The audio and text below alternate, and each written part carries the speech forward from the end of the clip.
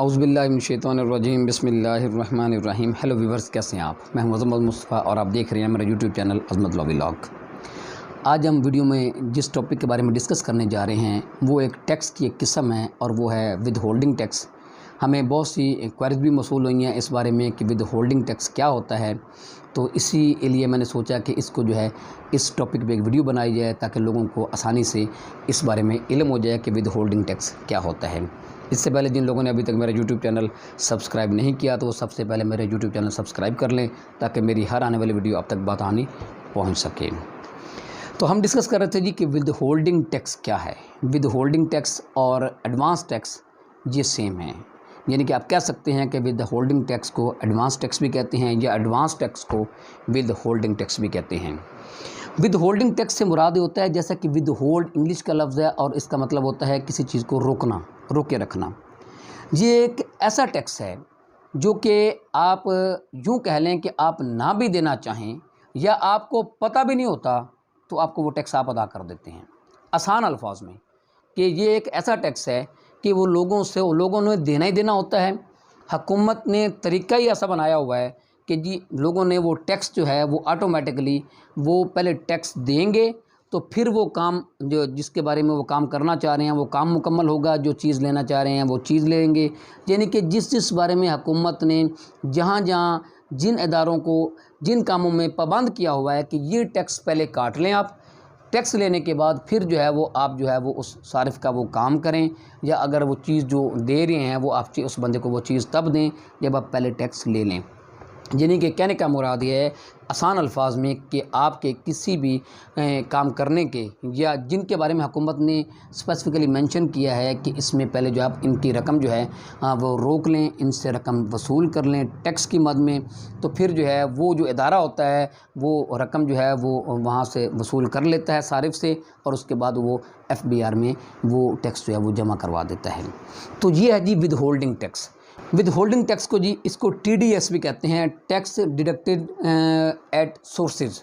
इसको ये कहते हैं कि आप कोई भी सोर्स जो है वो आप रकम हासिल करनी है, कोई चीज़ हासिल करनी है, कोई सोर्स आप इस्तेमाल कर रहे हैं तो उस सोर्स में आपका टैक्स जो है ऑटोमेटिकली आपको वो टैक्स वसूल कर लिया जाता है, तो आपको उसमें इल्म भी नहीं होता। अब मैं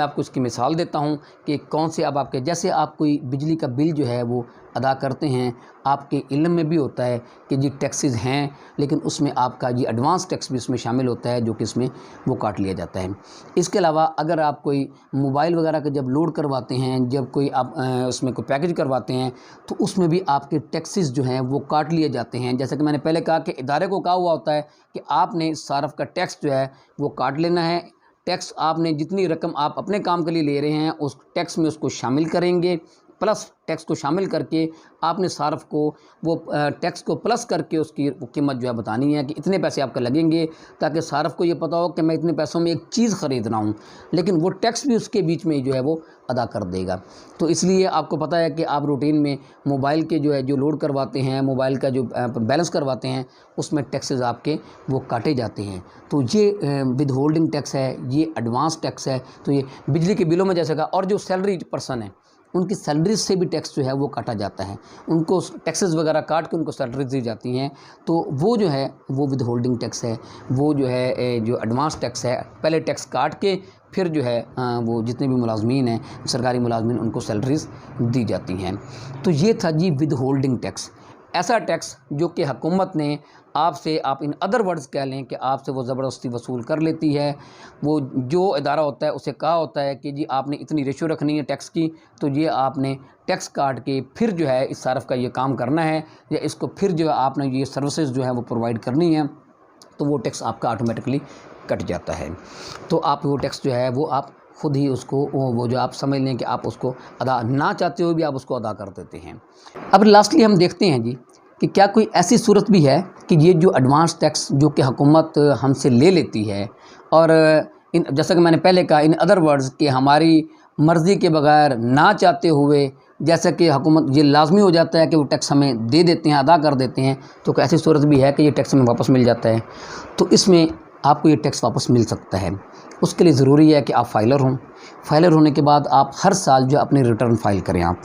जब आप रिटर्न फाइल करेंगे, अपनी टैक्स रिटर्न जब आप फाइल करेंगे, तो तो उस टैक्स रिटर्न में वो आपके ज़िम्मे जो टैक्सेस होते हैं, आपकी प्रॉपर्टी पे आपके जितने भी टैक्सेस हुकूमत की तरफ से आप पे लगते हैं, अगर वो टैक्सेस जो हैं आप